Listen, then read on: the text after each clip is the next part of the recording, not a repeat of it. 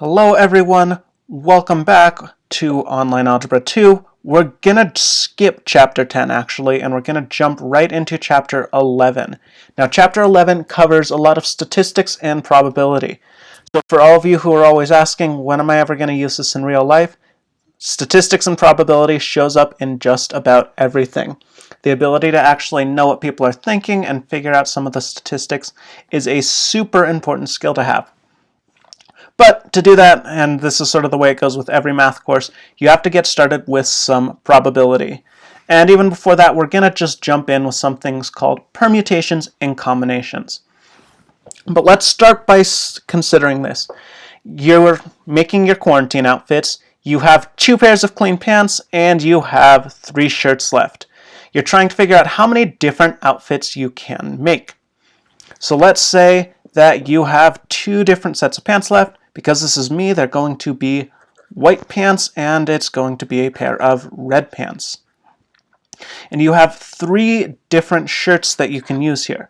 So let's say you have a t-shirt you can wear, you have a polo shirt, and you have a button-up shirt that you can wear.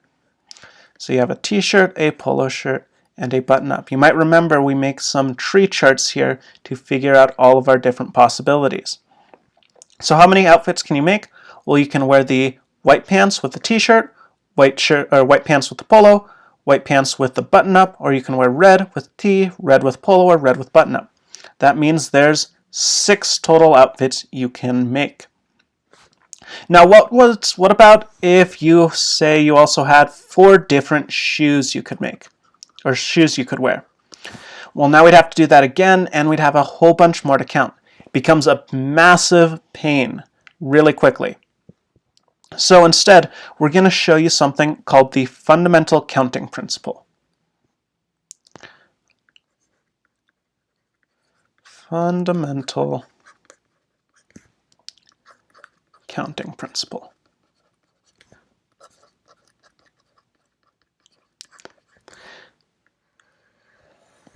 What the fundamental counting principle says is that if you have one thing, we'll call this thing 1, has m different options, and you have another thing, this is thing 2, and it has n options,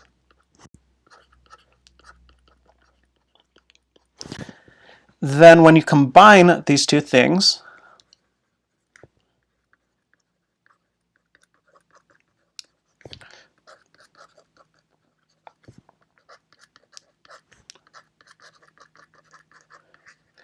combining these 2 things gives you m times n options. And so why is it that we can just multiply these? Well, let's go back to look at this. We have 2 different pairs of pants and 3 different shirts. So what can we make? Well, we have 2 different sets of 3 options, right? We have 2 different sets of 3 options. 2 times 3 gives us 6. And so we can do this with more and more things as well. Let's run through some examples. Like, let's say you're deciding on some pizza to order. And you know that you have 3 different potential crusts. You have thin crust, you have your normal crust, and you have your deep dish. You have 3 different sets of sauces. You have 2 cheeses you can choose from. And you have 9 different toppings. And now when you were trying to figure out what to order, your mom just said, I don't care, just give me one of everything. And you try to figure out how many 1-topping pizzas you could make. So you're actually trying to figure out what you would actually have to order if you were doing that. Well, we have your crusts. You can have 3 different crusts. You can have your 3 different sauces. You can have 2 cheeses. And because it's only 1 topping, we just get 1 set of toppings. So you multiply these all together, and that would give you the total number of pizzas you can have. Let me find my calculator. So that would be 9 times 9 times 2, or 81 times 2. That's going to give you 162 different pizzas that you could order. Which sounds great right now until you have to find room in the fridge for all of those. Okay, so this is an example of using that fundamental counting principle. But where does this show up in real life? Well, within my time, actually just around the time I started driving, Arizona had to change its license plates. So let's say before that, Arizona had license plates that looked like this. You would have 3 letters and then 3 numbers. Now they've gone to being 4 letters, or actually 3 letters and 4 numbers. So let's figure out how many license plates the state of Arizona can put in, right? How many of these license plates they can implement before they have to change it again. So we're going to do this with replacement. And what that means is that just because we chose the letter A in the first place doesn't mean we can't choose the letter again. And that would be a sort of silly rule. If we chose A, we'd have to choose a different one here. So if we have 3 different letters, how many choices do we have? Well, we have 26 letters we can choose from 3 different times. And then what about for numbers? How many do we have? You're probably going to think 9, but you're forgetting 0. We have 0 up through 9, meaning we have 10 different options we can choose. And so this number, 26 times 26 times 26 times 10 times 10 times 10 times 10, would be the total number of license plates the state can issue. Let's figure out what that is. That means they have 1, 7, 5, 7, 6, 0, 0, 0, 0. So put our commas in. Looks like they have 17 million license plates that they can issue before they have to change this again. All right. What about if the state was being picky? What if they said, well, we don't want the same number or letter showing up anytime? So this is going to be without replacement. What happens then? So let's say we're looking at this now. Okay, so the first one, you have 26 letters you can choose from. But now we have 1 less letter. We can't use that one again. So we're going to have 25. And then 24. And then we go to numbers. And you pick any number to start with, so you're good with 10. But then you have 1 less you can choose, and 1 less you can choose, and 1 less you can choose. So this is how we do with replacement. No, without replacement, excuse me. You're going to reduce it each time. And that would make it so that we have significantly less license plates we could issue. Let's figure out exactly how few. That would make this 1, 1, 2, 3, 2, 0, 0, 0. So it looks like we lose about 6 million license plates that way. Right. So this is how you use the fundamental counting principle. You're going to multiply together all your potential different options. Now let's move on to talk about our main topic, or one of them. This is permutations.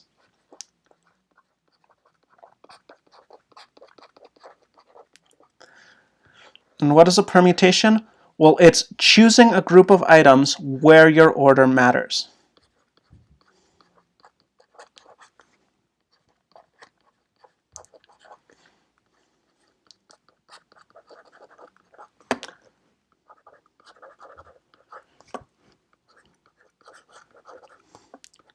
And I'm going to underline here order matters because this is going to be matters, 2 T's.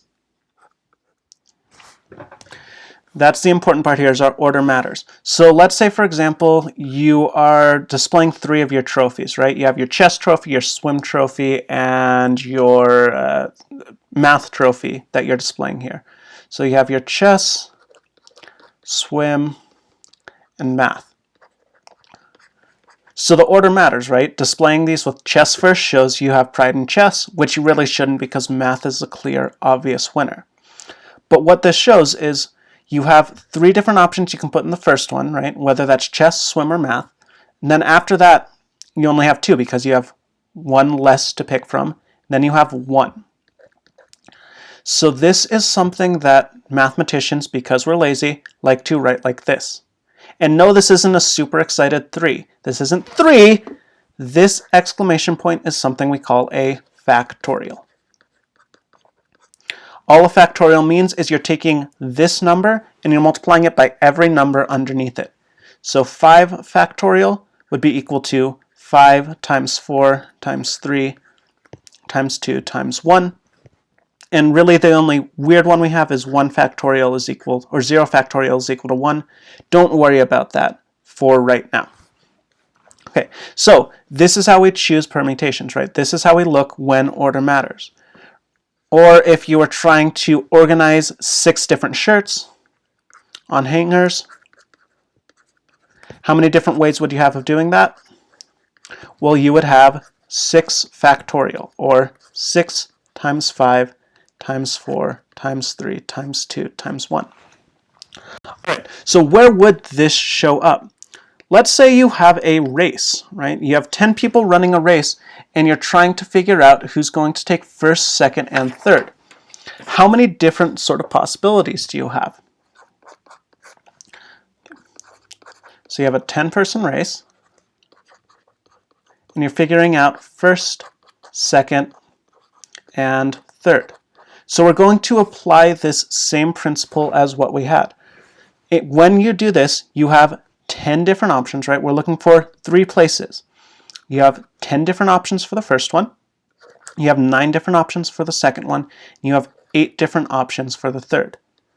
This would mean you have 720 total different sets of options for how many people can take first, second, and third, right? So this is important, right? If Alice takes first, then Bob takes second, and Charlie takes third, that's different than if Charlie takes first, Alice takes second, and Bob takes third.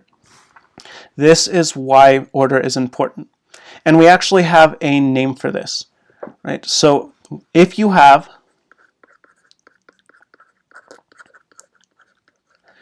n choices, right? So in this case, we had 10 different choices, and you need to pick R.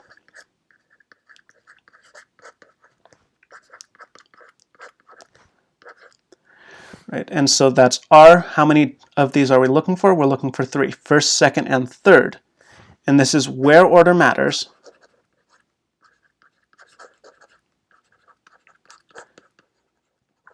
We write that out as NPR. Now I've linked a video on the assignment showing you how to get to this in your calculator. But really all this means is you're going to make R spaces, and you're going to multiply n times n minus 1 times n minus 2 all the way down until you've filled all of those spaces. That's all this means. So let's say you have another thing. Let's say you're looking at a 5-digit PIN code. You open up a bank account and they need a PIN code. So you have a 5-digit PIN, and you have no repeating characters. Because for some reason, this bank doesn't like security. So what would that be? Well, we have 10 different choices, right? Because we're talking numbers, we have 10 different choices, and we're picking 5 of those, right? We need a 5-digit PIN. So we'd set this up as 1, 2, 3, 4, 5, and we'd multiply 10 times 9 times 8 times 7 times 6. And this would give us our total number of 5-digit pins that we could look at. You can go ahead and throw that in your calculator, or you can figure out how to do this in your calculator using that video. Okay, so we talked about if order matters. What about if order doesn't matter? What about if instead, during this race, we had the top 4 people moved on to a final? Well, this is something we call a combination. And so a combination is picking items when the order doesn't matter.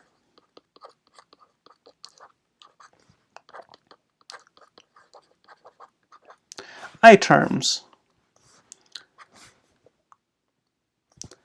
Items when order doesn't matter. So we made the example of we have 10 people and the top 4 move on to a final. How do we check whether something has an order that matters or it doesn't?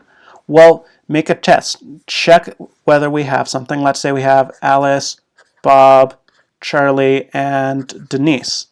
Right? So if we have this, is this going to be a different form moving on to the final than if Denise took first, then Charlie, then Alice, then Bob?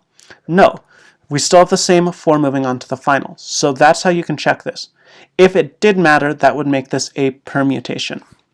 All right, so once again, same sort of thing. If you have n different choices and you're choosing r of them, right? So this is n choices and you're picking r of them. We write this one, because mathematicians are very creative, as NCR, n combination r.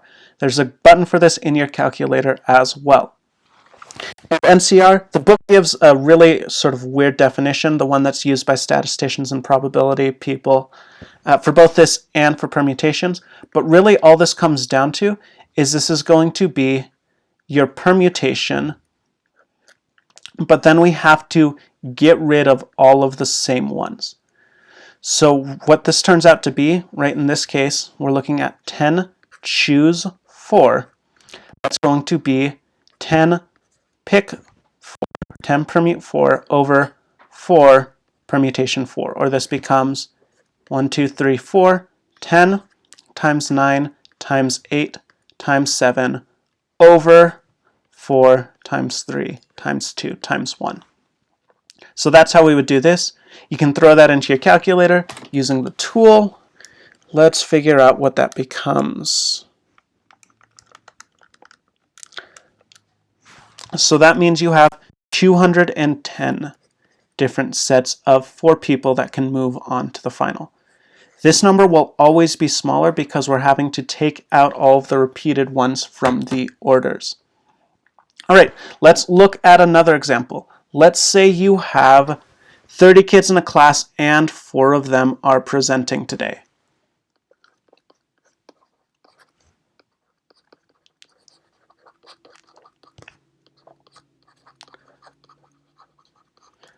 Now, does this matter? So once again, if Alice, Bob, Charlie, and Denise are going, does that change between Denise, Bob, Charlie, and Alice going? Now this one's a little iffy, but I'm going to say no, because all 4 of them are screwed anyways. They're having to present on the first day. So this is going to be a combination. What's that combination? Well, we're choosing from 30 students, and we're choosing 4 of them.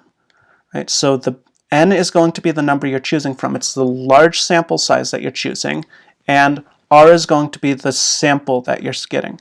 So this would be 30 choose 4.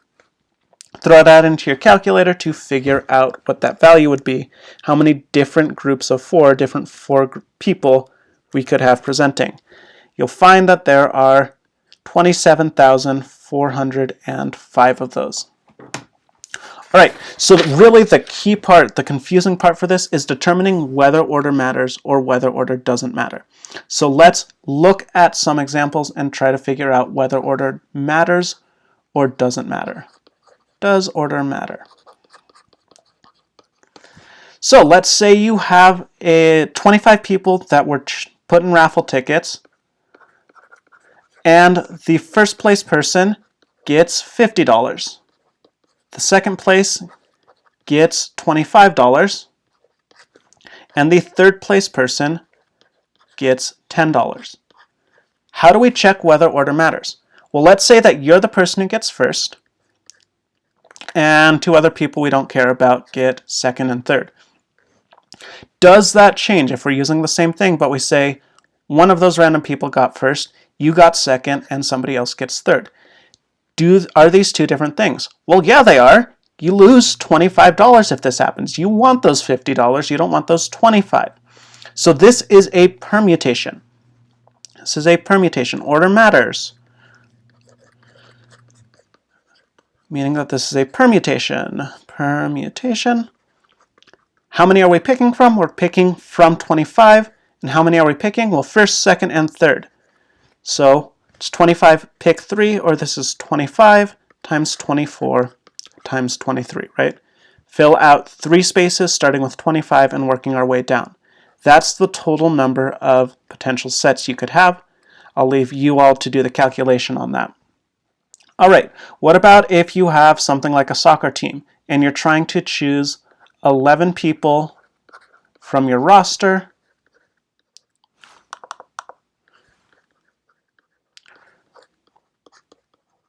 which is 20 people, to start the game.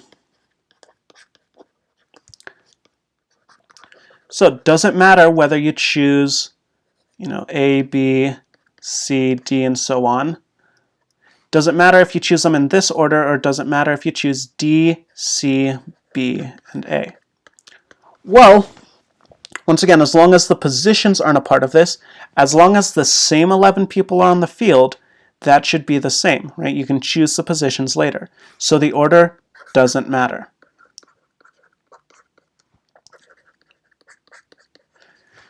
Now we're choosing from 20 people, and order doesn't matter. This is going to be a combination. We're picking 11 of them. Put that into your calculator to find the answer. All right, that is it for this lesson. So let's give you some practice problems. I'm going to give you one permutation, one combination, and one fundamental counting problem. So it's your job to try to figure out which one of these is going to be a permutation, which one's a combination, and which one's a counting problem. So the first one is you have a salad bar with 8 toppings, and you're picking 4 toppings.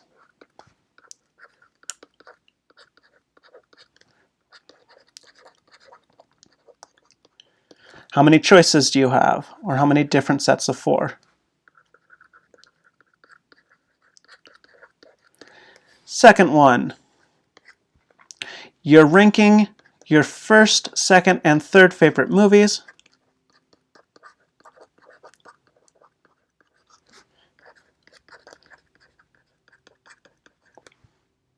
from your top 10.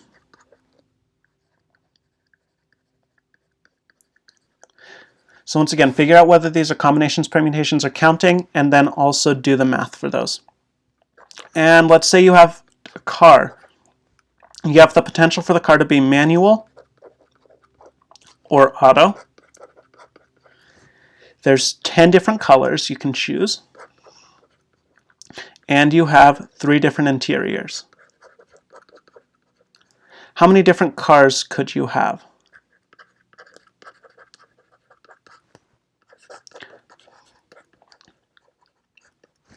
All right, so pause the video, go ahead and do these problems.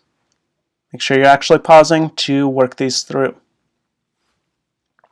All right, welcome back. Now we're starting with the salad bar with 8 toppings. We're picking 4. How many sets? So let's go through this. Let's figure out. Let's say you're going to put ranch, tomatoes, cucumbers, and olives on. Is that going to be different than if you put the olives on first, then the croutons, then the ranch, then the tomatoes? Well, maybe it'll be a little less crunchy, but it really doesn't matter.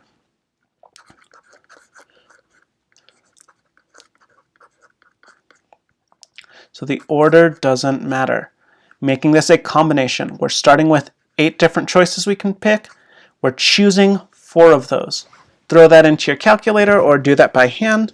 You're going to get that you have 70 different choices or 70 different potential sets of toppings. Now you're ranking your first, second, and third favorite movies from your top 10.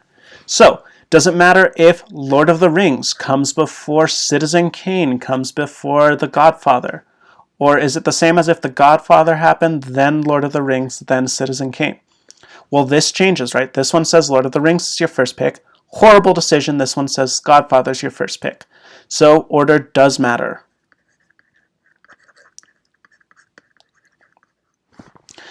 Now you have 10 different choices that you're picking from.